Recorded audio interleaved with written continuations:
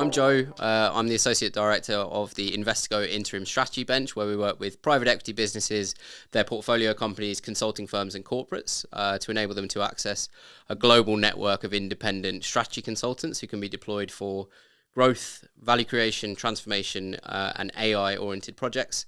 So we're super excited to have James Addlestone from Journey Further today to talk about the implications for generative AI on the go-to-market landscape. James brings a pretty unique blend of strategy consulting, having started his career at Deloitte, and go-to-market digital marketing and data all into sort of into one component. So it'll be super interesting to hear his view on all of these implications. Hopefully you guys find it interesting. Right, so James, hi, how you welcome doing, to the Investigo Interim Strategy Bench video series. We're super pumped to have you here. So I'm James. I'm currently the Chief Strategy Officer of a performance marketing company called Journey Further. I originally started my career at Deloitte in their data science arm before moving over to their consulting practice. And then since then, I've been working in the marketing world. So I've been working for a number of different holding companies, most recently for a company called RAP that's part of the Omnicom Group, and where I looked after what we called a decision science team. So a group of people who were experts in everything that was strategy, marketing related, and of course, data science, hence the conversation today around AI. So Journey Further, you mentioned sort of a performance marketing agency. I'm super interested because obviously for the most part, we work in the world of what's classified as strategy consulting. A lot of the work that I see marketing agencies or growth agencies focus on is very parallel and very aligned with a lot of what the strategy firms are doing. Yeah. What's the distinction? Like, what am I missing in terms of what's the difference between someone who brands themselves as a performance marketing agency and a growth strategy consulting firm? Yeah, it's a really good question. I think in general, we're both coming at it from the same angle of we're essentially just trying to help our clients grow as quickly as we possibly can and ideally with as much longevity as possible. When I was working in the consulting world, that would often be very focused on who the broad target audience should be, which markets should you penetrate, what new product development should look like. And it would be starting almost from a data angle on that. It'd be very research driven. And I guess quite clinical in the way that they came to market. From a marketing perspective, they're again answering exactly the same question, but coming at it from a bit more of a brand angle. How can this brand grow in this space? And what space should this brand occupy? And they'd often be, I guess, validating their hypothesis through data. So it would be, here are a bunch of different hypotheses, here are a bunch of different creative outcomes. And then we'd try and prove or disprove what those hypotheses were. Whereas, as I say, in the consulting world, it's very data first. What's the data telling us, and then how do we make the right decisions off that data? But yeah, broadly, I think that the two worlds are merging at a rate of knots at the moment. And have you seen that the sort of performance marketing agency world might get involved in, let's say, the growth strategy of an organization from an operating model standpoint, or a target operating model or financial model or people or talent? Would an agency get involved in that sort of thing, or is it purely like, let's turn on the ads and determine what's the most profitable segment to target in order to help us grow? Yeah, I mean, I'm probably quite biased in my view, but because of my background coming from Deloitte and coming from that consulting space, I like to think that I approach it in that way. I like to think I approach it in a way which is very business first and outcome first, rather than coming in straight away with here's how you can optimize spend tomorrow. So yeah, that very much stems from how should that business fundamentally operate, and actually increasingly in part of the conversation today in the AI space is how do you actually help businesses in-house? How do you help make sure that they do have the people, the skills, the resources? Because I think we all know fundamentally that the direction that everything's going in, especially when it comes to optimizing, one of the things that AI can do extremely well is optimize a problem. And if you're thinking about the performance marketing world, well, that is essentially an optimization problem. But how do you actually get the right tools, the right data, the right people, the right processes to put yourself in a position to optimize? That fundamentally is a secondary question which we as an agency now need to be helping clients answer. Otherwise, we won't have a job in 2-3 years.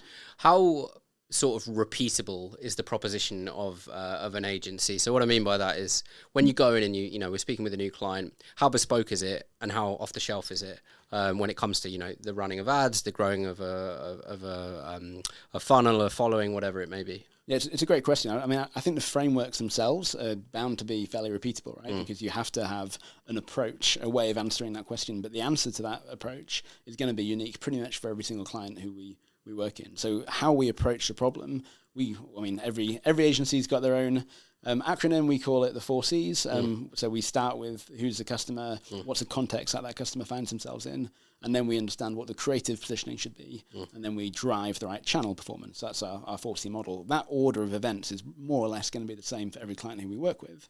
But obviously the outcome of who that customer should it be a new audience? Should it be penetrating an existing audience but heavier? Should they enter a new market? In terms of the context, should they be driving heavy in Q1, Q2, whatever it might be? That's going to change for every business. Yeah. And from a strategic perspective then, what does a typical output look like in this context? You know, when you delivered the deliverable to the customer, what are they in receipt of? Yeah, it varies hugely, right? So for some clients, the answer to that would be, here is exactly what your spend should look like over the course of the next 3 years in order to be able to optimize ROI or ROAS or whatever it is that you're trying to optimize. For some clients, that's going to be, here is, to your point earlier, here is what the people structure should be in order to take advantage of where you're currently at in the market. It might be, here's where you should position yourself as a brand relative to your competitors. It might be, we've done some demand factor analysis and we've identified that for you to win in this space, you have to beat your competitors at quality, at price, whatever it might be. So I guess I'm in a quite lucky position where I've got a big range of skill sets within a team, from people who are very analyst and data heavy, in this conversation today, all the way through to people who are creative strategists, and their role is essentially to brief in creative to try and make sure that we're executing in a way that's on strategy. But presumably the creative briefs that are created are off the back of data and insights, though, right? And it's something that's part of something that you optimize as well when you launch these go-to-market campaigns. Yeah, 100%, and that's definitely something that I think, because we're a performance marketing agency, because we have a ridiculous volume of data at our fingertips, and we've sent God knows how many millions of different ads out, really, albeit very small interactions lots of the time, all the way through to TV ads that we've done in the past. We've got so much data in terms of what creative has and hasn't worked in market. If we then break down that creative into what specific features of that creative worked, which is where image recognition comes in really handy, we can then start to build a picture of specifically what it was about that creative that meant that creative was high performing, specifically which audiences engaged with that creative and who didn't. And that's, I think, extremely exciting, because that then forms part of the brief. Yeah. And I guess going forwards, the question is, do we even need that brief, right? Like, is that brief just an automated machine that then briefs in some kind of generative content? Yeah. So AI briefing AI. Yeah, I mean, it could get to that place. I mean, it's definitely part of the conversation today, for sure, that I'd love to touch on. Yeah. But my view is, I don't think that will happen, at least not for a while, because the question then becomes, well, are you just regressing towards the mean? I mean, are you just optimizing what's happened in the past? Where do fresh ideas come from? How do you ideate in this new world? But actually, it's something that I saw that you'd liked on LinkedIn was if you can get into a place where you're briefing AI to generate fresh content and new ideas as part of that process, and without getting too technical, but there's in the AI space, a lot of the challenge is, how do you get the balance right between exploration and exploitation? So how do you start to try new ideas that no one has ever tried before, as well as optimizing what you already know? So it might be that you spend 20% of your time optimizing, 80% of your time optimizing based on what you know, but you're doing 20% of randomness, or 20% of combining fresh new ideas to see if that flies, and that's how you set up the algorithm. So starting at the beginning then, obviously, you were a consultant by trade to start with at Deloitte. You mentioned in the data team and then subsequently in the strategy team. Yeah. How did you find your way into consulting? Like, what led you there in the first instance? I mean, I actually did a internship in audit back in the day. Right. I think it's fair to say I didn't love audit, and I wanted to do something that was a little bit more creative, that was a bit more, I guess, problem solving. Not that audit necessarily isn't for any of my audit friends out there. So I then applied instead to Deloitte's consulting arm down in London, rather than the Leeds office, which is where I was based. And then in a lift on kind of day 2, I was in a lift with somebody who was a data scientist, and I was chatting to him about what he did, and he said, well, we've got this new project. It was actually doing some geospatial analytics. It was optimizing store locations. Want to come on board? And it sounded really interesting. So I did a degree in economics and econometrics, and I thought, well, why not give it a shot? And then learned how to code. I started using a few tools that were out at the time to help with the geospatial side of things, and then basically worked my way through that team. So was the Deloitte consultancy proposition within that world heavily leaning towards supporting software businesses build products? Was that basically where it was? It was less product related. I mean, I guess Deloitte's a behemoth, right? So there will have been definitely parts of Deloitte that probably were doing that. The part that I was interested in was very much consumer-facing stuff. Right. So I was very into the pricing side of things. So how do we optimize price? I worked for a large supermarket, and their question was, how do we basically get a pricing engine running every single night that was going to optimize price the next day for all of our products. And obviously that's quite a big challenge, right, when you've got thousands of SKUs. And so that presumably for a supermarket or whatever it may be, that's across every part of the supply chain until the consumer determines whether or not they're going to buy something, including promotions and that kind of thing. Yeah, for sure. So a lot of it was about how do we fluctuate pricing? How does that look like from a seasonality perspective? How do we start to embed what competitors are doing? And you can see very quickly how the data that you need in order to be able to grow is it's shifting. So what about weather data? And weather data makes a huge difference. What about when people get paid? And that will probably make a difference to what pricing should look like. And you can start to basically add data to the machine. And as we've evolved, I think one of the big changes actually in the last 10 years is just how readily available data is. Like the volume of APIs open. I can now, if I wanted to, very quickly get my hands on weather data. Back in 2013, it was a lot more difficult, a lot more costly. I could get my hands on pretty much any data point that I want to. There'll be an API out there, someone who scrapes it for me, or I could scrape it myself and try and get that data. I think that's been a big shift since 2013. So the weather in this context presumably is interesting. Like it's hot, people are going to buy ice lollies, stuff like that. That's the implications of that pricing stuff. So there's going to be a high demand for ice lollies, so let's put the price up. Yeah, exactly. Or it could be we think the weather's going to be really high this weekend, so we want to make sure that we are getting ice lollies in our supermarket front of mind. And this is when the marketing side becomes much more prominent, and it's a bit later on in my career. But the question then would have been less so, how do we optimize on Saturday? It'll be more, how do we make sure that we're positioning ourselves ahead of Saturday so that ice lollies for this supermarket are front of mind, so that when we know it's going to be hot on Saturday, somebody will think of it straight away. Yeah. And the concept in marketing would be category entry point. So how do you make sure that you become memorable at a category entry point, which is defined as essentially a time when somebody may think about your brand or think about buying your brand. And that's basically the secret ingredient. It's all about how do you ensure that people's memory structures have your brand interrupting that journey at a time when you're thinking of taking an action within that market. Subsequent to your time doing the data science piece within Deloitte, you moved into the strategy team. What are the differences there? Are they part of the same business? Yeah, so they were. It's quite a complex structure, but it was answering more or less the same types of problems, but the question would be a bit bigger and a bit more ambiguous. So the question might be, should we enter into this new product development cycle? Should we target this new customer audience? And my job, or part of my role at that stage, was how do I basically use data to try to answer that question as far as I possibly can. So it was less of an optimization problem, maybe more of an insight kind of challenge.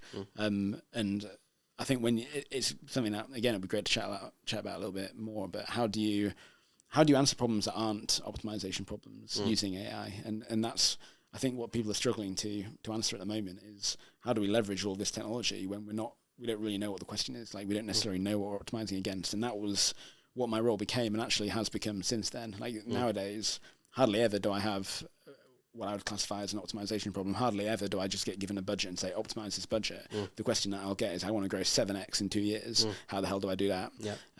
Which is much more ambiguous, as I guess 100 different potential directions that you could go in. There's almost an unlimited number of directions that you could go in. How do you help people navigate that in a world where we have the data to help make those decisions?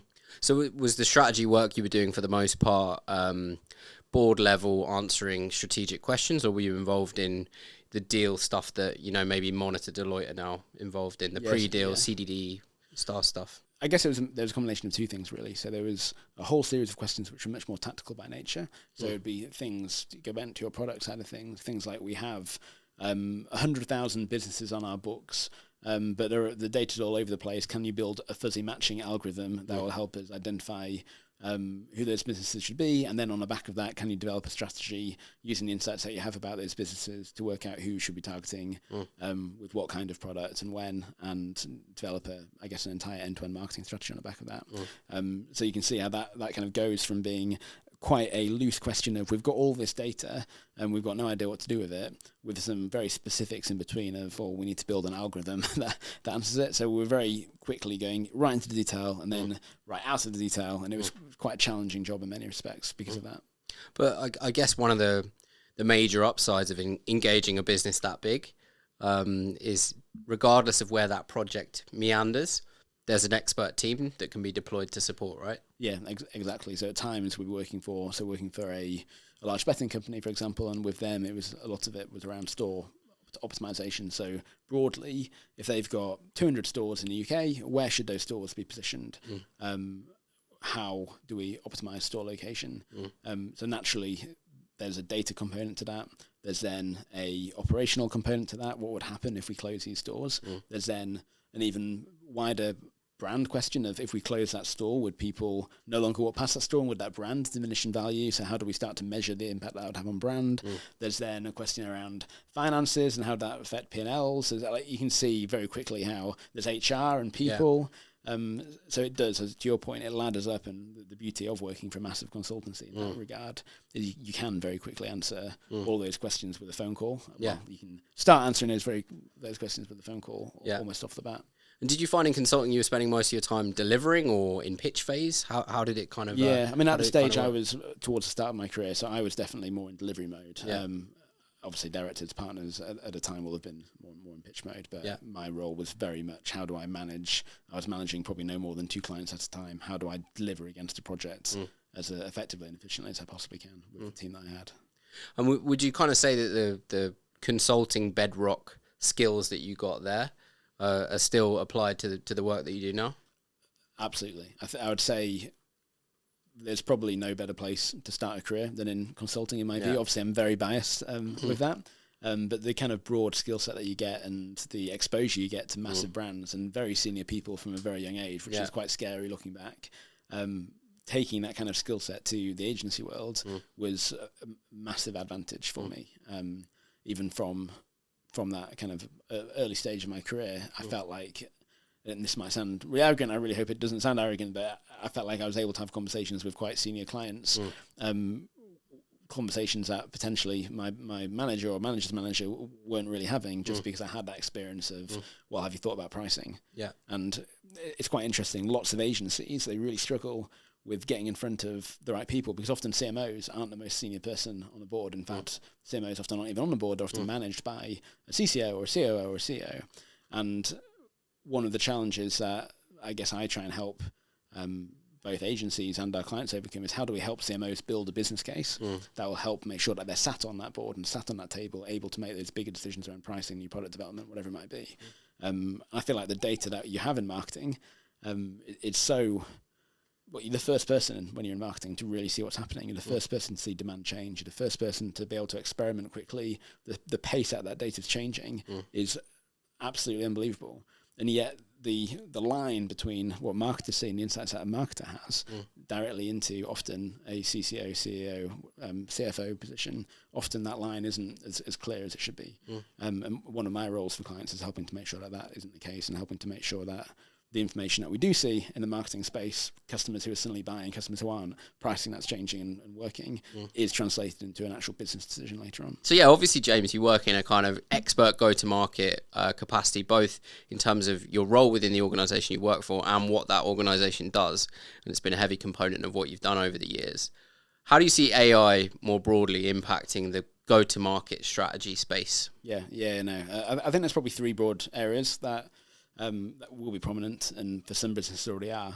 So one is obviously in the automation space. So how do you automate part of that process? So how basically an efficiency play. 2 is in the augmented insight space. So how do you basically drive better decisions earlier on in that process? So how do you understand where the bottlenecks are across that funnel as early as you possibly can for which cohorts of customers to help make better investment decisions, content decisions, whatever it might be. And I think the third space is broadly generative AI. So how do you create more better things earlier on, quicker? How do you bring concepts to market? And I think at the moment where that's playing a really big role, especially for us right now, is bringing concepts to life. So historically, one of the challenges in getting buy-in for a creative idea is you might have 9 or 10 creative ideas, but it's quite hard to bring that to life quickly enough to be able to get the right research, to be able to experiment on that. So often you end up only being able to bring 2 or 3 potential options. You then invest in research against those 2 options. You then 5 months later, after you've done all this research, you eventually have an idea that everyone's agreed on, at which point the context has probably changed and that idea is no longer great. Like, one of the things that AI will do is will truncate that process to probably about a few weeks, where you'll be able to come up with an idea, bring that idea to life through some key visuals, test it in real life, and this is where the performance, I'm going to plug doing creative at performance agency, because you can then bring it to market really quickly, understand what creative is and isn't working, all the image recognition stuff I was talking about earlier, so quickly understand what features are and aren't working within that ad, and then optimize that ad. And that's the process done. So you could effectively take a value proposition or a range of value propositions, test out every element of the funnel in real time and get real-time insights on it by using AI and generative AI across the board. As close as possible. I think one of the big challenges, and this is a big challenge in marketing in general, is the main KPIs that lots of marketers should be driving are long-term KPIs, so lagging KPIs. How do you optimize a lagging KPI? Well, you have to identify what a KPI that is an indicator of that lag is.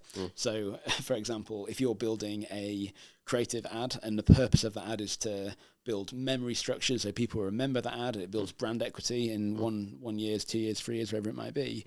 How do you work out whether that ad is going to build that brand equity as well as another ad? Well, you need to work out statistically what are the ways of testing that. So could you test immediate recall within 1 week? How do you test distinctiveness? How do you test memorability? How do you test whatever it might be that you think is a really important driver of that longer term lag?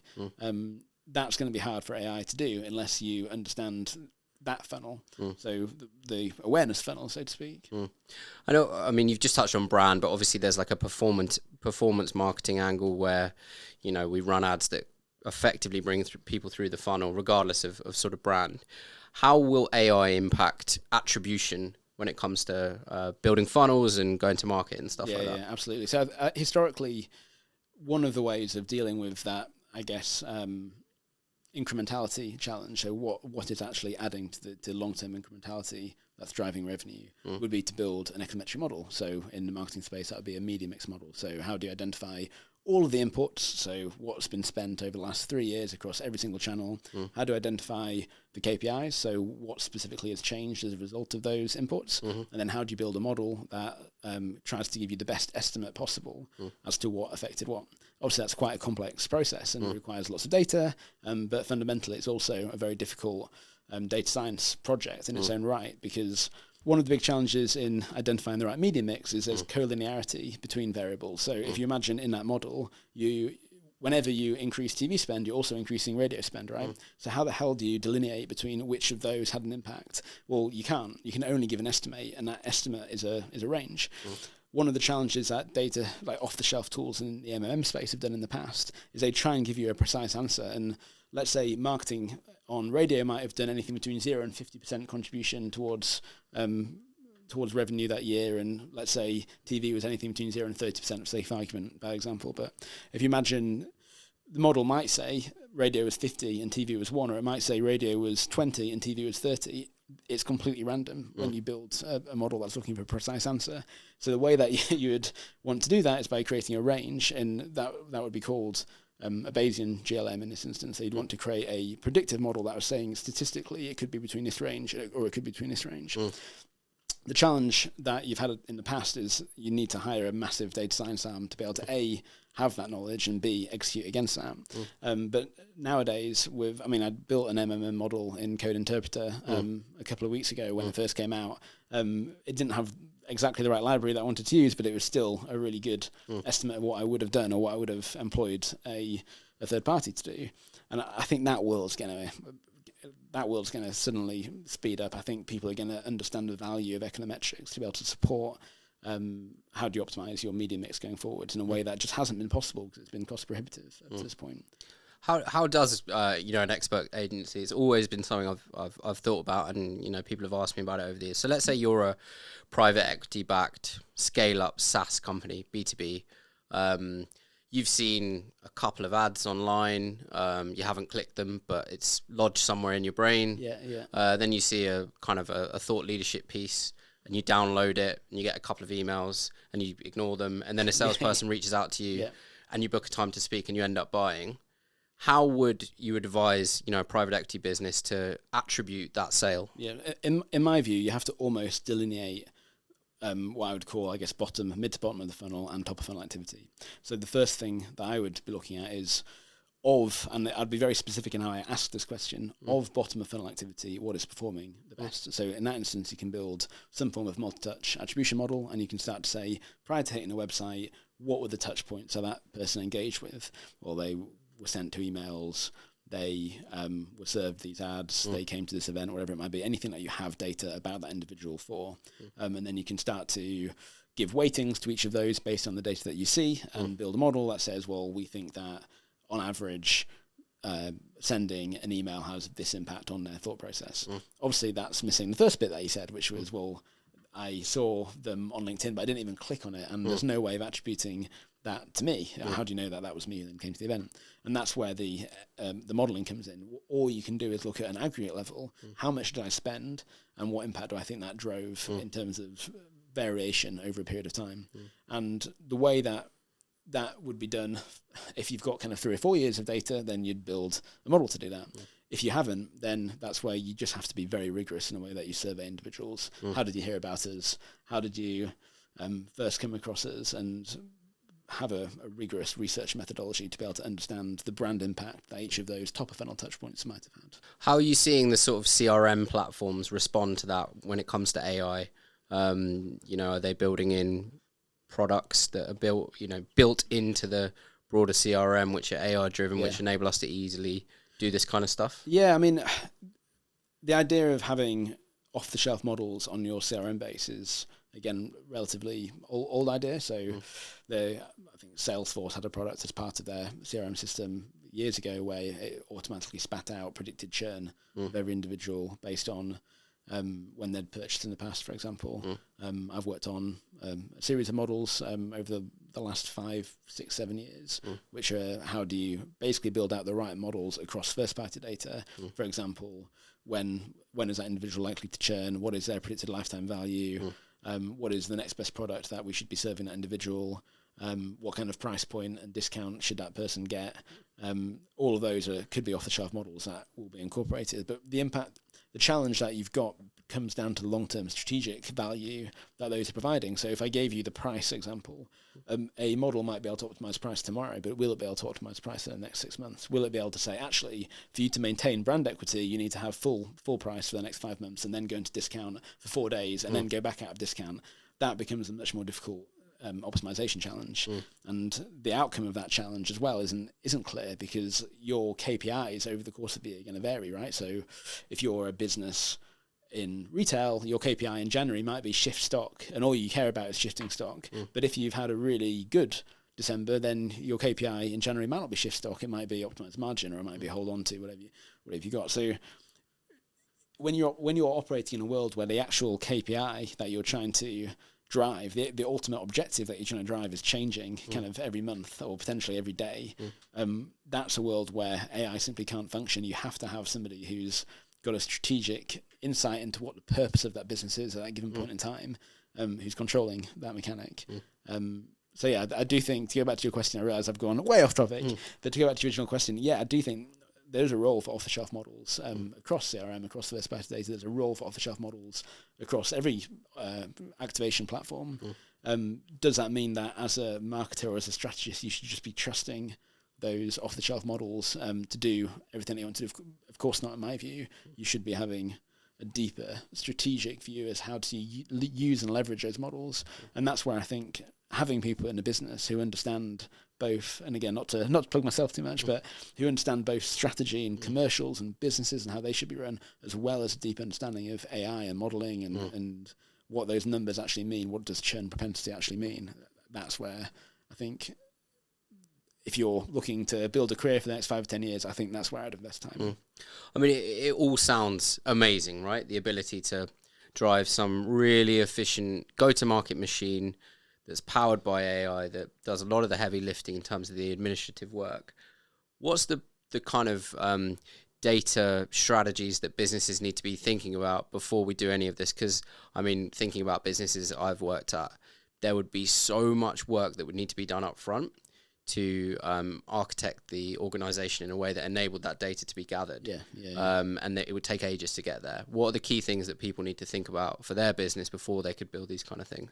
It's funny, having the right infrastructure, the right data strategy. I mean, I've had a job title in the past that was literally data strategy director was one of my job titles right before I moved into the head of decision science role. That role was geared towards answering that exact problem, which is how the hell do you get yourself in a position where you can leverage this world of vast volumes of data? And I think the change that AI will have, to your point, is the power that that data now holds is probably double what it was a year ago. So businesses have got a much bigger incentive now to make sure that their data stack's in order. Have they got the right technology? Have they got the right APIs in place? Are they investing with the right data? Have they got the right research where that data's missing? Are they doing the right qual and quant? Because that data's still really important. And without making that data, then how can you optimize against stuff? I think over the next year or two, we're going to see a lot more investment in that space for sure. So yeah, I mean, it's still... it's not easy. It's not easy having the right processes. If it was, I wouldn't have a job. So yeah, I do think that will always be a challenge. But it's been a challenge for the last 10 years, and I think there's been steady progress. And now most clients who I inherit now tend to have at least the basics of a solid data infrastructure. They're often, they'll have some kind of cloud housing that will be doing a good job for them. They'll be on AWS or Azure or BigQuery, and they'll be doing a good enough job. Do you think B2B businesses, which are depend on human relationships to get deals over the line as well, will need to do this sort of stuff, or is it more of an e-commerce play or whatever it is? Yeah, I mean, I'm a big believer in it's a term that I've seen quite a lot. I think the first time I read it was probably 2020. The idea was around human-centered AI.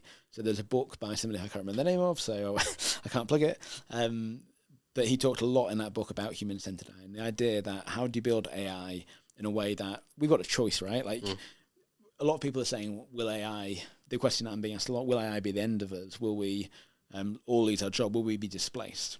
And the answer is we have a choice. Like we can architect the future that we want AI to play.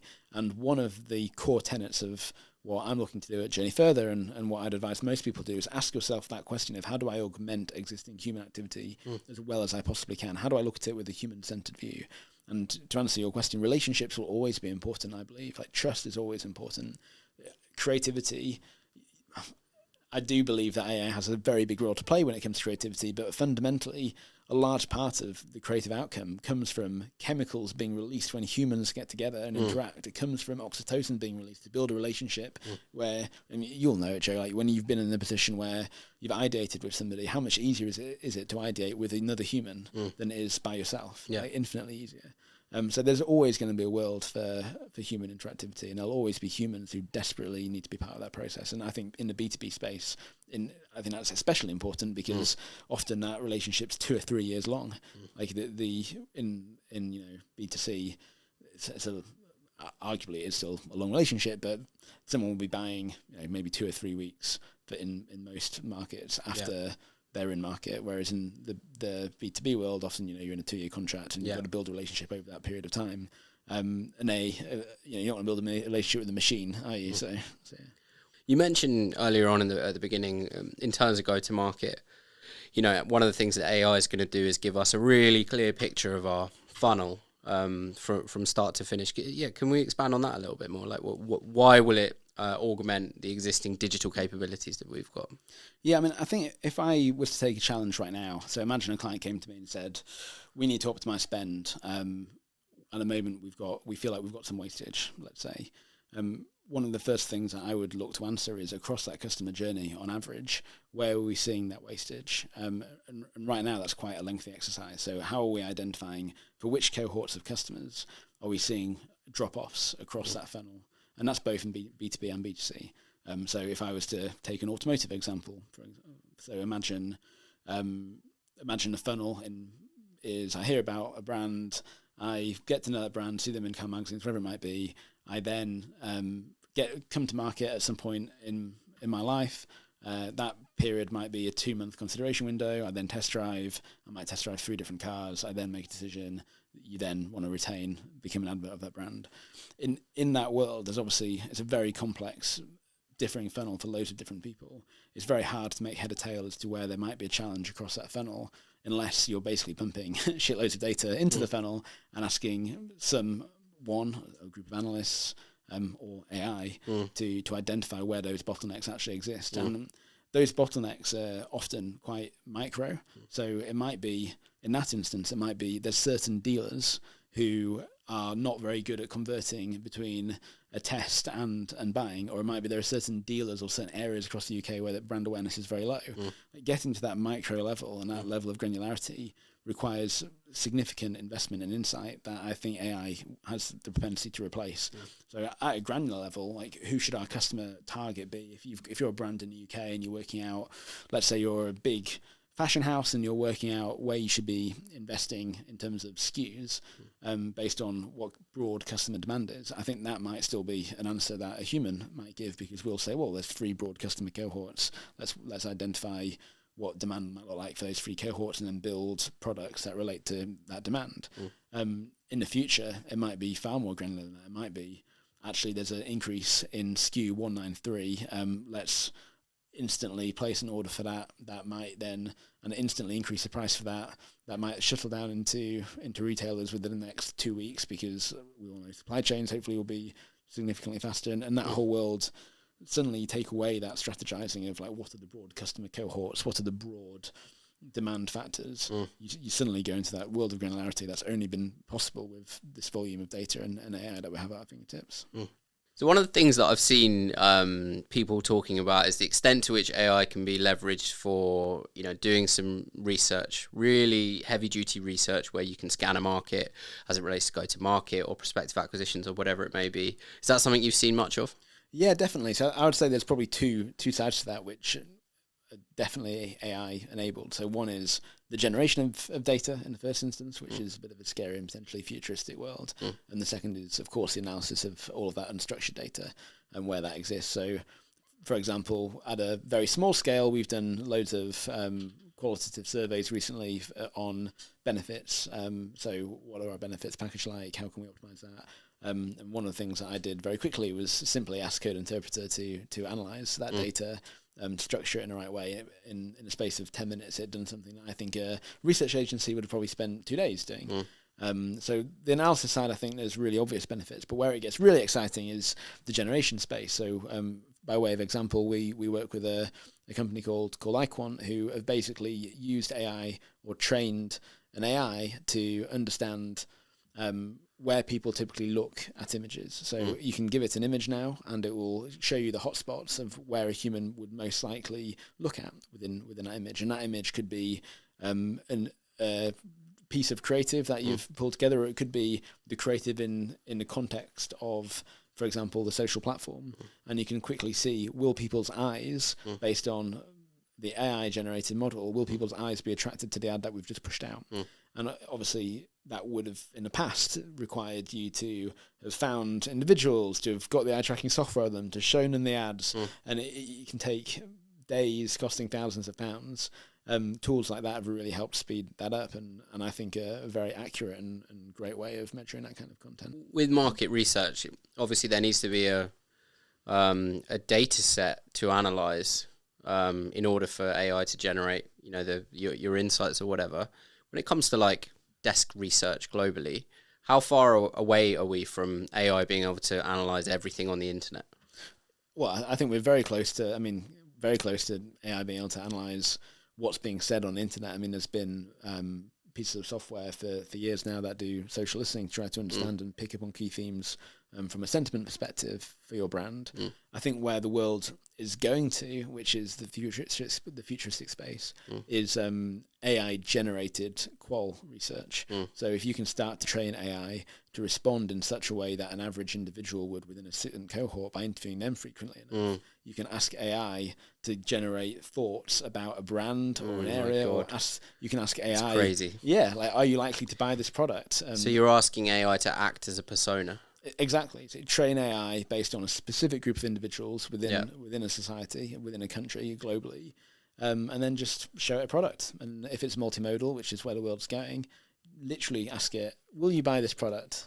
What percentage likelihood are you to buy this product? Yeah. And you'll have a pretty decent answer. I mean, the other thing from a research perspective that I think is quite, I mean, it's not just research, it's people's general trust of AI, which I think will shift. So I saw a paper quite recently that showed that about 75% of people mistrust self-driving cars.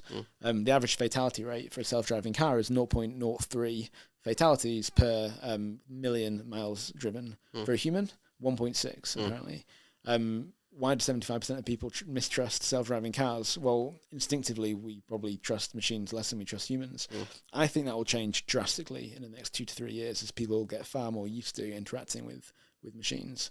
And I think it's a little bit like when we look at the bias that existed hundreds of years ago, we have to look at it within the context of that time. So obviously, many people who are extremely famous had views that we would definitely disagree with now, hence all of the, without getting suddenly very political, but all the pushing down of statues, etc. Well, obviously at the time, within that context, they might have been very progressive, but obviously based on our context, they're not.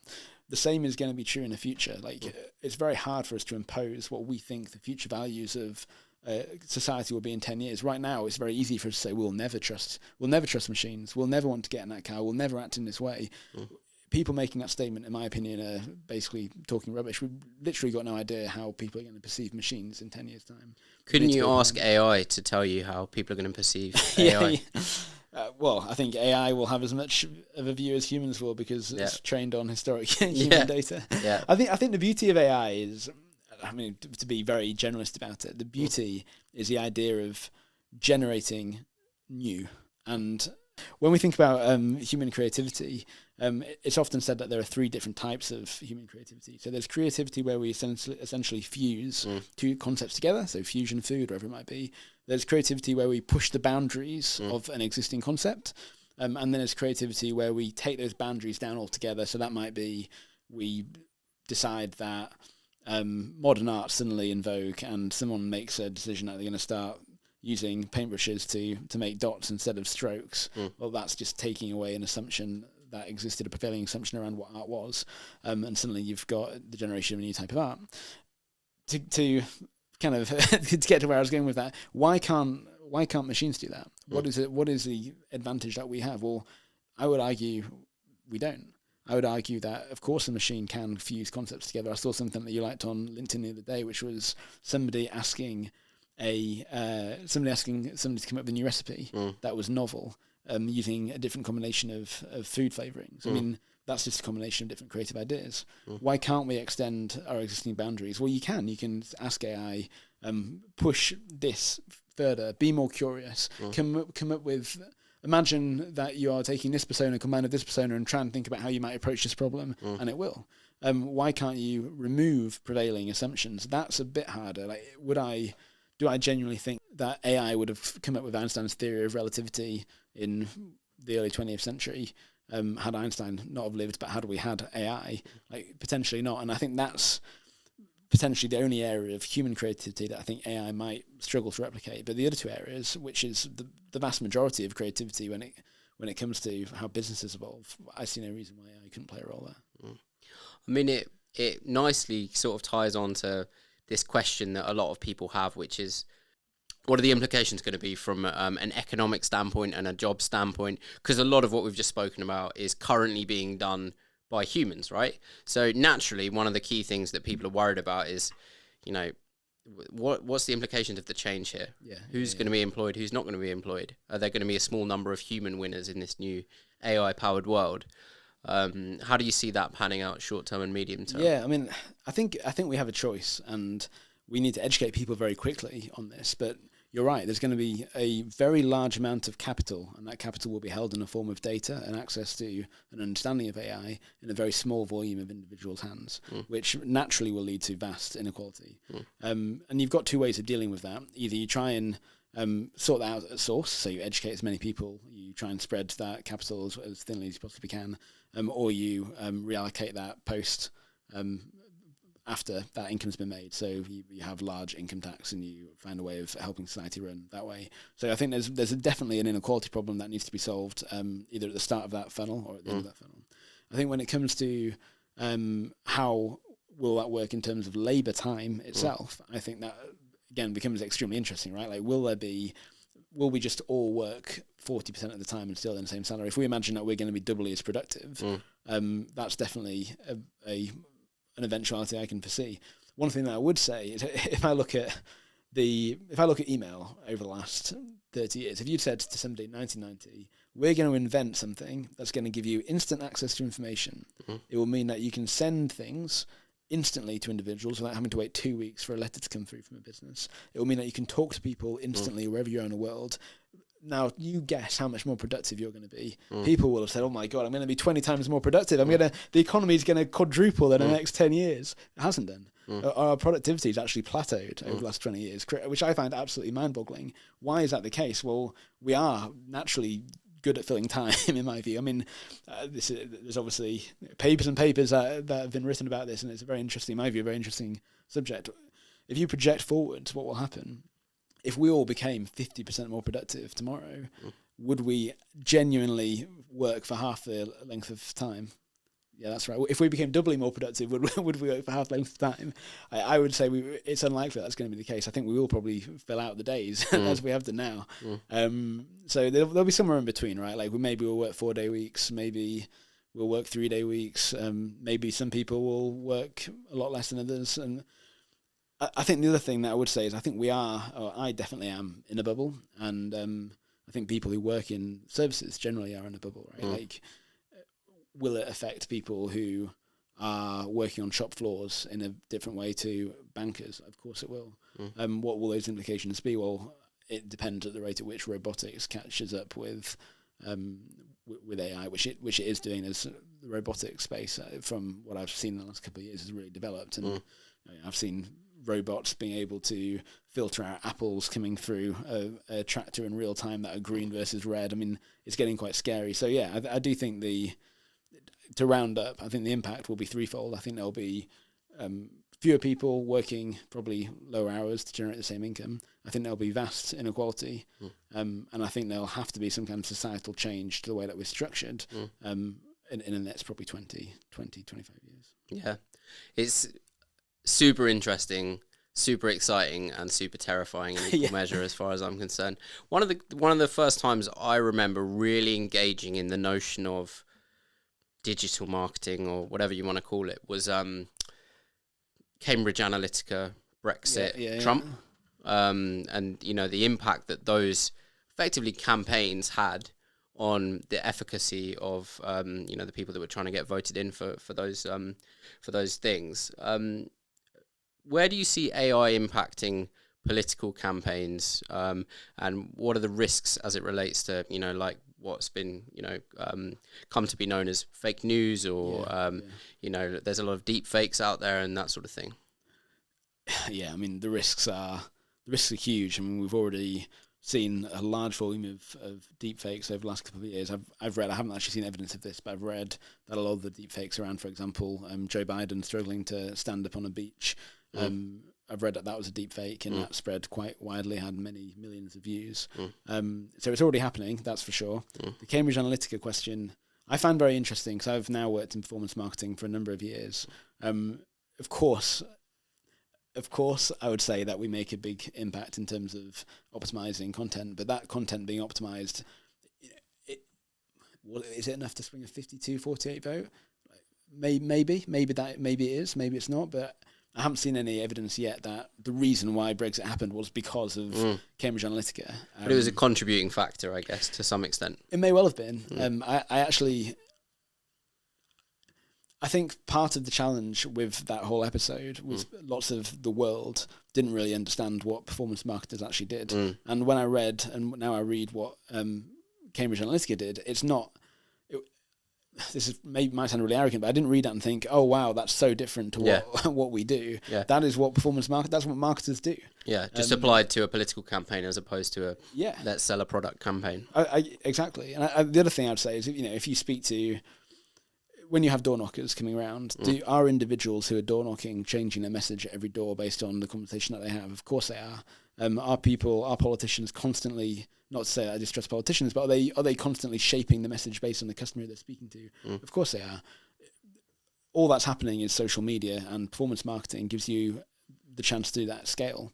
And I think you can blame the tool and you can say we need to reshape how we do performance marketing. I think fundamentally we need to shape how, well, and this isn't a political podcast, but I think we need to reshape how we do politics. So why do people get into politics? How do we pay politicians? How do we make sure that they're servicing individuals? How do we make sure that they're authentic in what they say? One of the ways that that's happening in the performance world, because especially nowadays you can create such volumes of different permutations of the same ad. I could create, by Friday, it's now Tuesday, I could probably create 1,000 different permutations of the same ad with a slightly different slogan on. That obviously wasn't possible even 2 years ago, 3 years ago, 10 years ago. So because we can create such vast volumes of content, which are all different permutations of the same thing, it is definitely making people more powerful. And test them in real time. And test them in real time. To determine what's your best campaign slogan or whatever it is. Exactly. And test them in real time and optimize them in real time, reshape that content in close to real time, change everything from the messaging to the creative to the format that you send that out in to the audience in real time. It's definitely an area that we need to work out how we govern. But I think we need to take it. Normally, when there's a problem with how AI is functioning, there's a high order issue. The issue isn't necessarily the tool. The tool is just amplifying an issue that is more of the root cause. So in the instance of marketers, that root cause of that issue might be marketers. If you believe this is the case, marketers live in a capitalist world where we're trying to get people to buy stuff that they don't want. Well, is performance marketing, is that accelerating that? Yeah, of course it is. Politicians, they're trying to get people to vote for them even if their values don't necessarily align. Will performance marketing make that easier? Yes, it will, but that's not fundamentally the issue. So there'll be a lot of people that are constantly sort of engaging in content as it relates to AI online. There's a lot of intellectual curiosity out there, and a lot of people that have a bit of FOMO around it, but not many have really got started on it. If you were to advise, a C-suite or a private equity operating partner how to get started with AI, what would that look like? Yeah, so I think the first thing I'd say is absolutely crucial to understand the fundamentals. So don't delve into the detail, delve into how does AI fundamentally work within the spaces that you occupy. How does it work when it comes to supervised learning, i.e. an optimization issue? How does it work when it comes to unsupervised learning, i.e. a pattern recognition challenge, for example? Once you've understood how AI works at the most basic level, the use cases for most people in those positions with domain expertise tends to come quite rapidly from the conversations that I've had. Most people can very quickly identify, or I can see how this specific element of what I do, if I optimize that using X, I would very quickly get there. I would then, once you've understood the fundamentals, I would then have a think about what you actually do. I was having a conversation with a lawyer very recently, for example, and the lawyer was telling me, was asking me, will judges be replaced by AI? And I was saying, always go back to this. I always play the very naive child. Well, tell me what a judge does. Fundamentally, what is the role of a judge? Is the role of a judge to simply work out based on case law and any statute law, work out whether that person is guilty or not as objectively as possible, or is the role of a judge more than that? Because if the role of a judge is just to interpret stuff that's happened in the past, then there's no reason why AI couldn't replace that.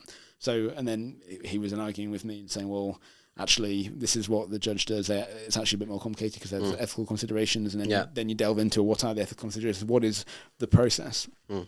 So I would say, to answer that question a bit more succinctly, the first thing that I would do once you understand the fundamentals is think about the process that you actually go through in pretty much every decision that you make over the course of a day, and ask yourself, in a world where AI did have data to be trained on, would it be possible for AI to make that decision without you?